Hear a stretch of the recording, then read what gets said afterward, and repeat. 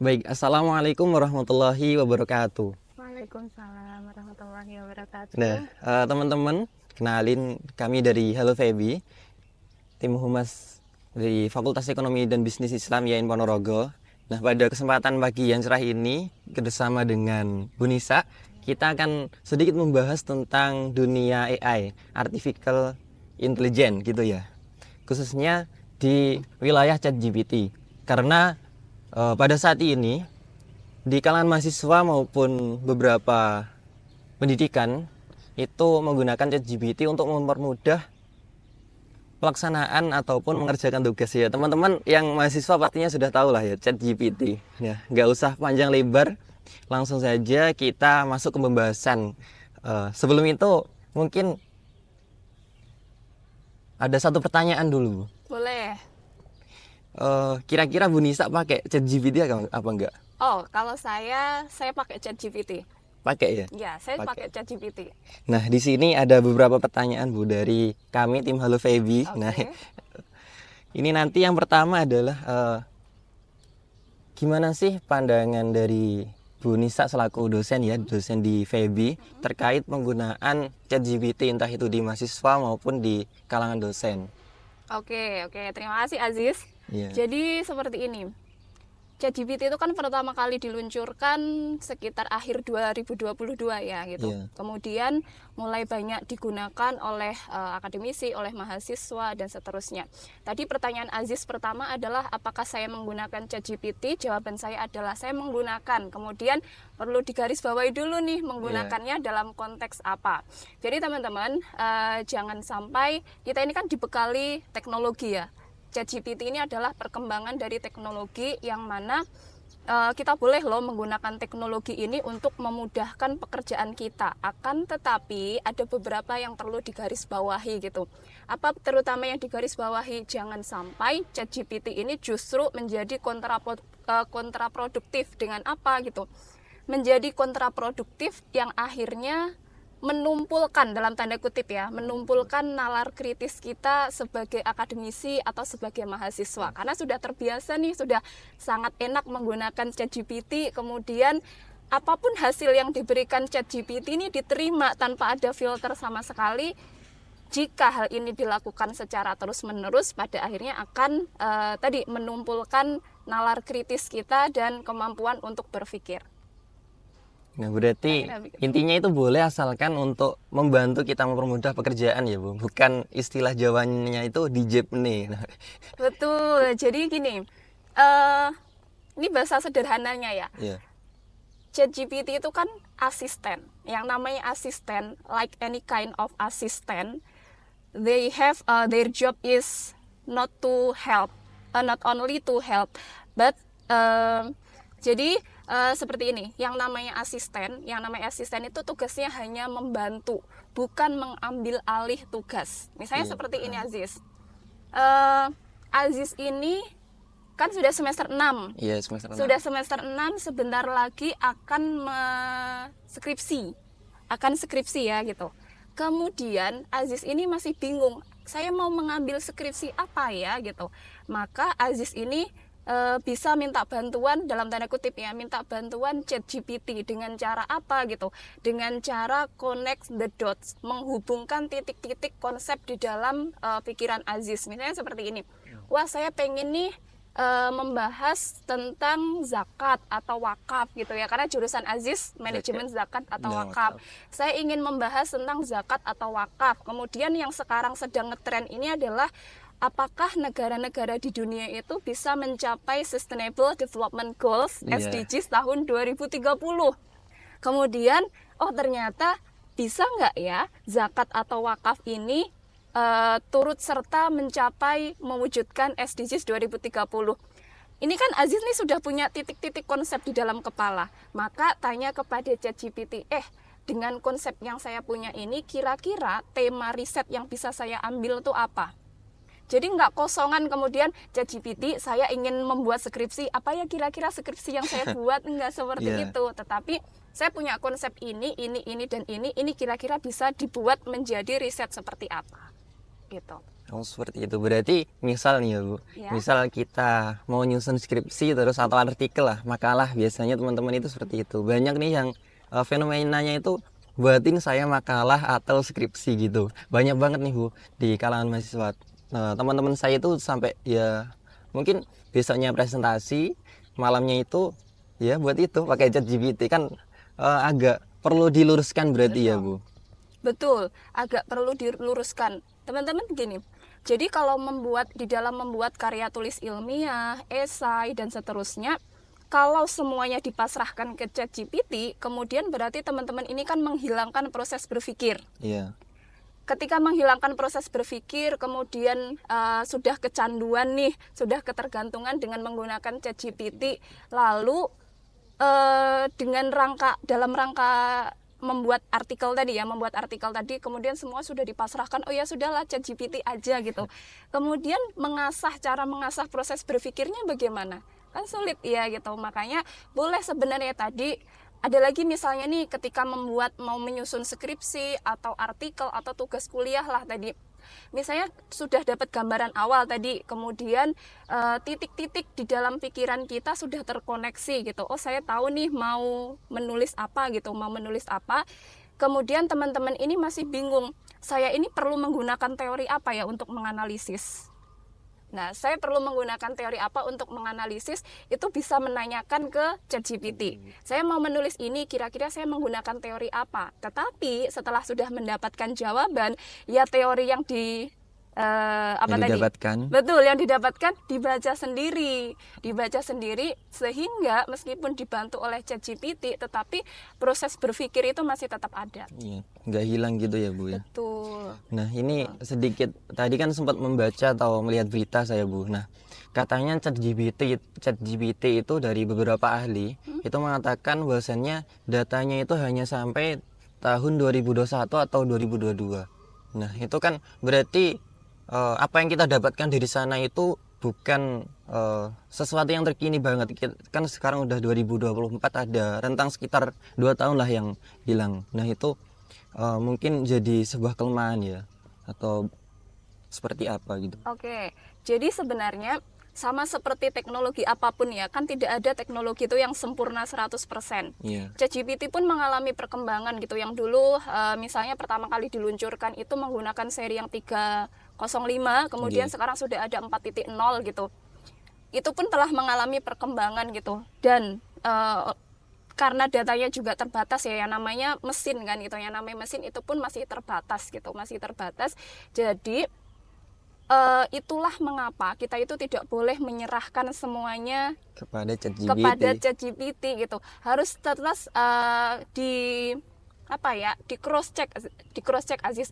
Oh ChatGPT itu menyarankan seperti ini gitu, maka di cross check dari sumber-sumber lain yang terpercaya, dari jurnal, dari artikel, dari buku gitu, sehingga tadi gitu proses berpikir gitu. Kenapa saya berkali-kali menggunakan istilah jangan sampai ChatGPT ini menumpulkan nalar kritis kita gitu ya, karena saya sebagai dosen nih pernah nih memberikan tugas membuat esai, menyusun esai gitu. Kemudian ya ternyata banyak itu yang menggunakan ChatGPT. Dari mana saya tahu gitu? Pertama yang saya lakukan adalah saya ngetik kalimat yang sama persis dengan apa yang saya tugaskan kepada mahasiswa di ChatGPT. Misalnya gini, buatlah analisis tentang Zis? Coba kasih. SDGs itu tadi Betul, mungkin. oke. Buatlah analisis tentang apakah zakat bisa menyelesaikan SDGs nomor 2 misalnya gitu ya. Iya. Saya ketik kalimat yang sama di ChatGPT dan itu yang keluar adalah jawaban yang persis dengan apa yang dikumpulkan oleh mahasiswa gitu. Artinya kan sayang gitu kalau misalnya teman-teman ini sudah kuliah 4 tahun tetapi karena dilenakan oleh teknologi Ya, gitu, kemudahan kemudian ya. betul, kemudahan teknologi, jadi proses berpikirnya itu jadi hilang. Padahal yang membedakan kita dengan mesin, dengan teknologi apapun itu kan proses berpikir. Nah itu teman-teman, jadi jangan seenaknya menggunakan ChatGPT untuk mengerjakan tugas ya, saya artikel ataupun skripsi. Apalagi kalau skripsi kalau dari ChatGPT parah banget nanti ya. Jadi bisa divertifikasi teman-teman ternyata. Jadi hati-hati ya yang mau pakai ChatGPT terus diandelin semua ke ChatGPT. Hati-hati. Nah, mungkin ada pertanyaan lagi, Bu. Ini hanya mungkin konsultasi ya. Boleh. Kalau dari segi parafrase, Bu, kan saya juga banyak nih gunain ChatGPT untuk parafrase tulisan yang saya buat agar lebih tertata gitu. Nah, Oke. itu apakah boleh atau enggak, atau itu nanti akan kedetek atau enggak sih di waktu menguji Turnitin. Turnitin, Bu? Oke. Sebenarnya eh, di Turnitin itu kan salah satunya untuk ngecek plagiarisme ya gitu. Iya, plagiaris. Kemudian ketika plagiarismenya itu tinggi, teman-teman yang dilakukan teman-teman adalah parafrase gitu ya, parafrase. Sebenarnya di Turnitin sendiri tuh ada dia akan kedetek gitu menggunakan AI itu berapa. Oh, gitu. Ya, ada menggunakan AI-nya berapa. Kemudian makanya saran saya adalah kalau mau aman ya, skripsi Iya. kita ini kan ditulis menggunakan bahasa Indonesia. Iya. Maka carilah sumber-sumber dari bahasa Inggris. Oh, gitu. Iya, Iya, jadi siap. ini yang paling aman nih. Teman-teman pertama adalah dengan mencari sumber referensi bahasa Inggris, pertama akan meningkatkan kemampuan bahasa Inggrisnya. Iya. Kedua adalah untuk mengurangi plagiarisme karena sudah ada proses penerjemahan tadi. Kalau saran saya daripada menggunakan ChatGPT, lebih baik menggunakan referensi dari bahasa Inggris. Oh, bisa gitu ya, Bu ya. Betul. Nah, ini saya bacakan pertanyaan selanjutnya, Bu. Boleh. Ini ada satu pertanyaan, seberapa penting sih ChatGPT khususnya di bidang akademisi? Kalau ditanya seberapa penting ya sebenarnya tidak sepenting itu sih gitu. Tidak. Ya tidak sepenting itu, hanya saja saya gini, kalau saya tadi menjadikan dia untuk terkadang itu untuk menjembatani apa yang ada di pikiran saya, dan kadang kan ngeblank ya Sis ya gitu. Iya, nggak Ini punya ide. konsep-konsep betul, ini konsep-konsep tuh mau diapakan. Misalnya gini, saya akan memberikan contoh yang baru saja saya lakukan dengan ChatGPT. Iya. Saya sedang membuat penelitian nih. Penelitian saya menggunakan salah satu alat analisis kuantitatif non parametrik, namanya adalah DEA, Data Envelopment Analysis. Nah, DEA itu untuk melihat efisien atau tidak efisien sebuah unit gitu ya, sebuah unit yang diteliti. Kemudian yang namanya efisien atau tidak, berarti kan kalau yang dimaksudkan adalah untuk melihat seberapa efisien sebuah unit yang diteliti, berarti kan ada kemungkinan tidak efisien ya unit Iya. itu. Untuk secara garis besar, untuk mengetahui inefisiensi di dalam DEA itu bisa menggunakan setidaknya dua cara. Yang pertama adalah slack analysis, dan yang kedua adalah peer comparison. Akan tetapi kemarin itu saya masih butuh dikuatkan nih sebenarnya cara kerja slack analisis ini gimana sih. Saya sudah membaca referensi tuh, saya sudah membaca referensi dari sumber utamanya, tetapi masih belum 100% yakin cara kerja slack analisis. Kemudian saya tanya nih dengan ChatGPT, ChatGPT, kalau saya ingin melihat inefisiensi atau mengidentifikasi inefisiensi di dalam DEA menggunakan slack analisis, apa sih hal-hal yang harus saya lakukan? Kemudian diberi tuh penjelasan satu-satu. Akhirnya kayak, oh oke, gitu. Berarti yang saya harus lakukan adalah ini gitu. Tetapi itu kan ChatGPT-nya hanya memberitahu step apa yang harus saya lakukan. Step selanjutnya untuk tahu apakah itu beneran efisien atau tidak kan tetap saya yang harus melakukan. Yang memproses tetap dari Bu Nisa. Betul. Jadi yang seperti itu tuh boleh sebenarnya untuk memudahkan. Kalau bahasa saya adalah untuk connecting the dot, untuk menghubungkan titik-titik yang kita tadi masih belum ketemu nih cara menghubungkannya dengan cara apa. Gitu. Itu bisa tanya ke ChatGPT. Betul. Kalau dari tadi kan Bu Nisa juga menggunakan ChatGPT. Nah, kalau di kalangan dosen yang lain itu kira-kira ada apa enggak yang melarang mahasiswanya itu menggunakan ChatGPT atau gimana? Wah, kok saya tidak tahu ya Sis ya. Karena biasanya kan kontrak antara dosen dengan mahasiswa itu dilakukan di kelas masing-masing ya, termasuk membolehkan atau tidak memperbolehkan menggunakan ChatGPT. Jadi kalau itu saya kurang tahu. apa yang Baik. dilakukan oleh dosen lain? Lanjut ya. Boleh. Sebenarnya ini udah hampir banyak pembahasan kita Bu terkait ChatGPT. Nah mungkin agak mengulang ya. Nah tips untuk mahasiswa penggunaan ChatGPT itu digunakan seperti apa? Kalau dari Bu Nisa tipsnya seperti apa? Oke. Kalau saya ini pesan nih kepada mahasiswa ya gitu. Iya.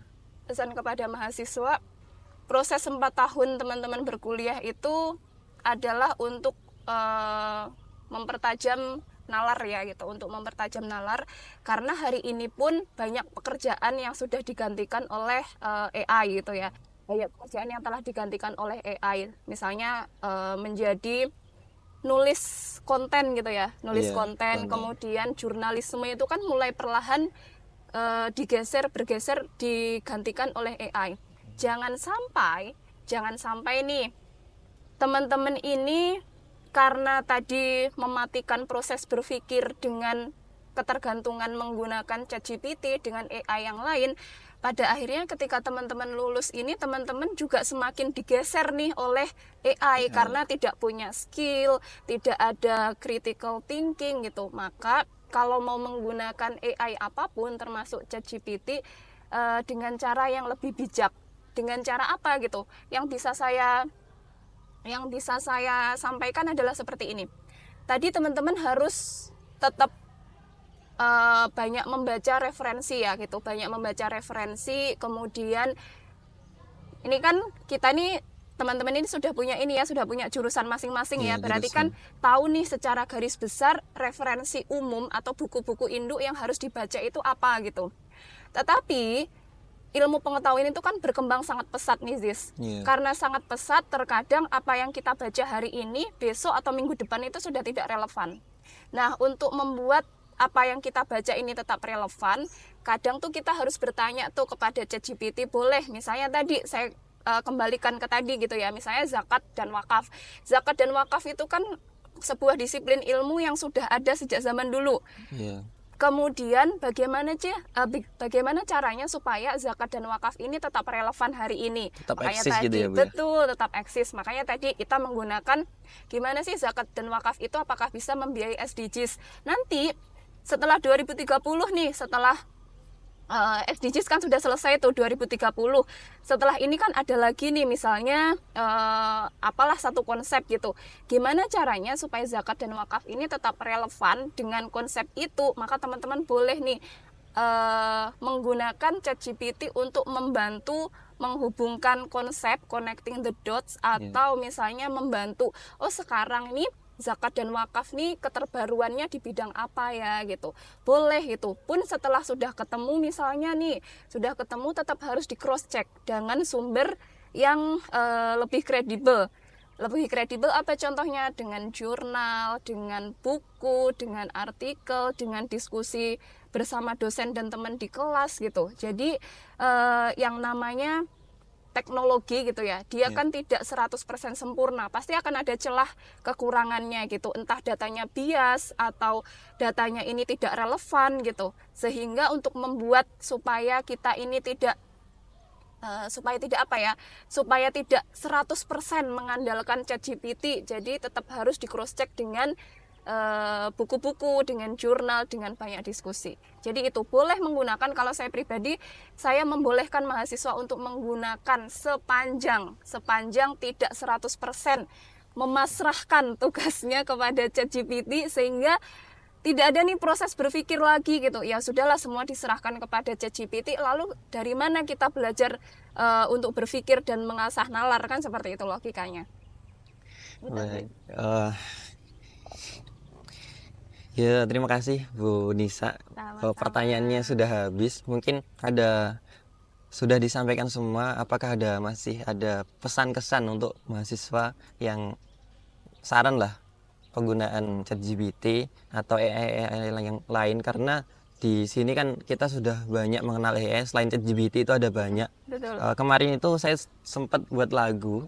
Buat lagu itu pakai AI namanya Suno. Itu di YouTube banyak itu tutorialnya. Nah, mungkin ya itu tadi untuk teman-teman di mahasiswa khususnya ya di FEBI ataupun di IAIN Ponorogo, jangan seenaknya memasrahkan tugas kalau bahasanya Bu Nisa ke ChatGPT, karena belum tentu apa yang dihasilkan dari ChatGPT itu relevan untuk digunakan saat ini ya Bu ya. Betul. Harus ada verifikasi. Jadi teman-teman itu wajib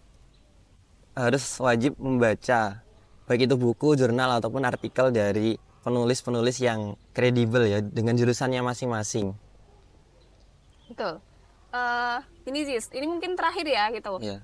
Terakhir, jadi saya tuh melihat polanya generasi Gen Z itu kan memang native dengan teknologi ya gitu. Iya, sangat Bu. Sangat native dengan teknologi, itu pun harus digunakan, harus dimaksimalkan. Jangan sampai malah gaptek gitu. Akan tetapi gunakan teknologi dan apa ya, perkembangan teknologi ini dengan bijak untuk meng-scale up gitu loh Ziz.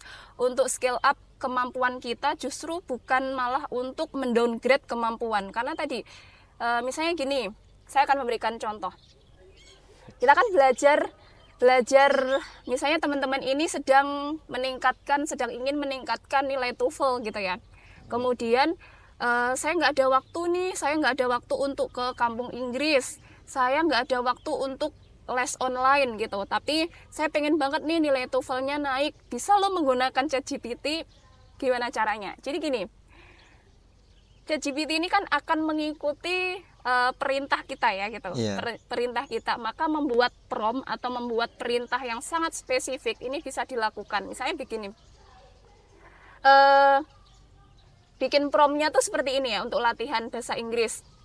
Saya ingin belajar bahasa Inggris tentang percakapan sehari-hari, tolong buat pertanyaan untuk saya akan menjawabnya, kemudian nanti di akhir sesi percakapan ini tolong review apakah bahasa Inggris saya itu ada kekurangan atau tidak. Dan itu berjalan. Saya pernah mencobanya. Bisa Bu kayak ini. Bisa gitu. Jadi si ChatGPT itu akan memberikan pertanyaan kepada kita tentang pertanyaan-pertanyaan sehari-hari tentang pekerjaan apa dan seterusnya. Kita akan membalasnya dengan menggunakan bahasa Inggris. Dia akan jadi terjadi tanya jawab tuh. Terjadi proses tanya jawab antara kita dengan ChatGPT. Dan ketika saya bilang cukup gitu ya. Ketika saya bilang cukup, maka di akhir sesi itu ChatGPT itu akan memberikan review jawaban dari pertanyaan yang pertama tadi seharusnya grammarnya seperti ini. Kemudian pertanyaan yang kedua itu grammarnya sudah oke dan seterusnya sampai selesai. Ini kan kita sudah banyak belajar gitu ya, banyak belajar asalkan digunakan dengan bijak. Sebenarnya teknologi apapun itu akan membantu. Gitu. Ini adalah closing dari saya nih. Nah, baru tahu ini Bu. Baru tahu kalau ChatGPT itu ternyata nggak hanya bisa digunakan untuk nugas ya, nggak hanya bisa digunakan untuk parafrasa atau buat makalah itu, seperti teman-teman yang sedang nonton mungkin. Nah mungkin cukup pembahasan kita. Terima kasih Bu Nisa. Sama-sama, Sampai jumpa di lain Ziz. waktu dan semoga pembahasan kita ini bermanfaat dan kedepannya akan masih ada pembahasan lagi, begitu ya. Nah, mungkin itu saja teman-teman. Terima kasih sudah mengikuti perbincangan kita pada podcast kali ini. Jangan lupa tetap like, comment, share, and subscribe di YouTube kami, Fakultas Ekonomi dan Bisnis Islam. See you di next video. Wassalamualaikum warahmatullahi wabarakatuh. Waalaikumsalam warahmatullahi wabarakatuh. Oke, terima kasih Aziz. Jadi